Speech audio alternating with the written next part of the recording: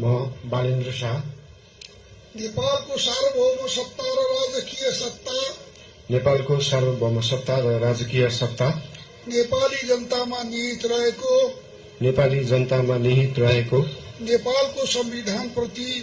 नेपालको संविधान प्रति पूर्ण वफादार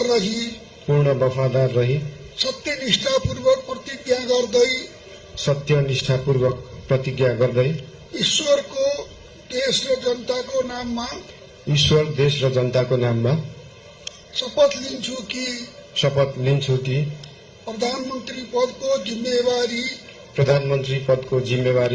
प्रचलित कानूनको पालना गरी मुलुक र जनताको भलो चिताई कसैको डर नमानी पक्षपात नगरी पूर्वाग्रह वा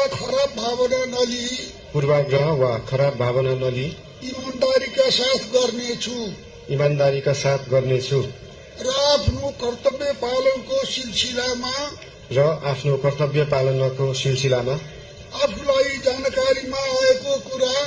आफूलाई जानकारीमा आएको कुरा म पदमा बहाल रहँदा वा नरहँदा जुनसुकै अवस्थामा पनि प्रचलित कानूनको पालना गर्दा बाहेक अरू अवस्थामा कुनै किसिमबाट पनि प्रकट वा संकेत गर्ने छैन। धन्यवाद।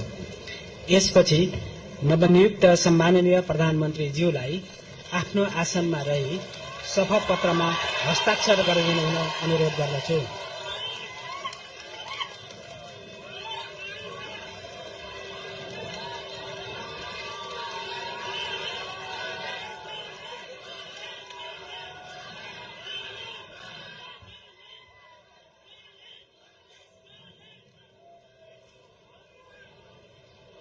सम्माननीय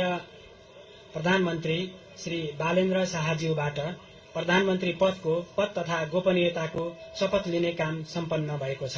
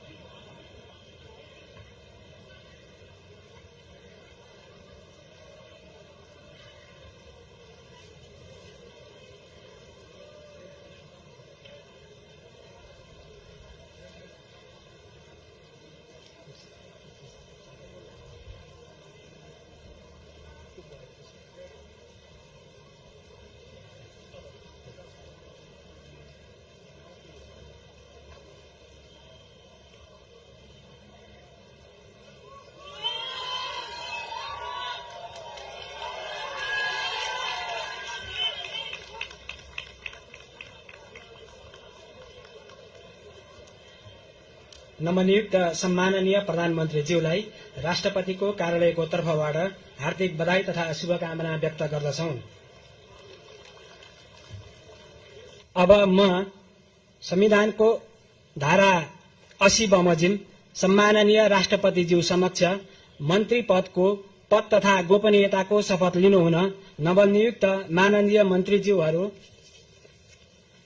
माननीय मन्त्री स्वर्णिम वाग्ले, माननीय मन्त्री सुदन गुरुङ, माननीय मन्त्री शिशिर खनाल, माननीय मन्त्री सुनिल लम्साल, माननीय मन्त्री विराजभक्त श्रेष्ठ, माननीय मन्त्री खड्गराज पौडेल, माननीय मन्त्री सस्मित पोखरेल, माननीय मन्त्री निशा मेहता, माननीय मन्त्री डाक्टर विक्रम तिमिल सिन्हा, माननीय मन्त्री प्रतिभा रावल, माननीय मन्त्री सोभिता गौतम, माननीय मन्त्री गीता चौधरी, माननीय मन्त्री दीपक कुमार शाह र माननीय मन्त्री सीता बादीज्यूलाई मञ्चमा आमन्त्रण गर्दछु।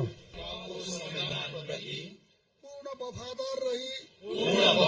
रही सत्यनिष्ठापूर्वक प्रतिज्ञा गर्दै ईश्वरको, देश र जनताको नाममा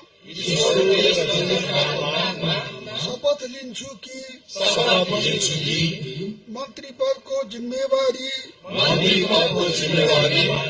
प्रचलित कानूनको पालना गरी मुलुक र जनताको भलो चिताई कसैको डर नमानी पक्षपात नगरी पूर्वाग्रह वा खराब भावना नलिई ईमानदारीका साथ वहन गर्नेछु र आफ्नो कर्तव्य पालनाको सिलसिलामा आफूलाई जानकारीमा आएको कुरा म पदमा बहाल रहँदा वा नरहँदा जुनसुकै अवस्थामा पनि प्रचलित कानूनको पालना गर्दा बाहेक अरू अवस्थामा कुनै किसिमबाट पनि प्रकट वा संकेत गर्ने छैन।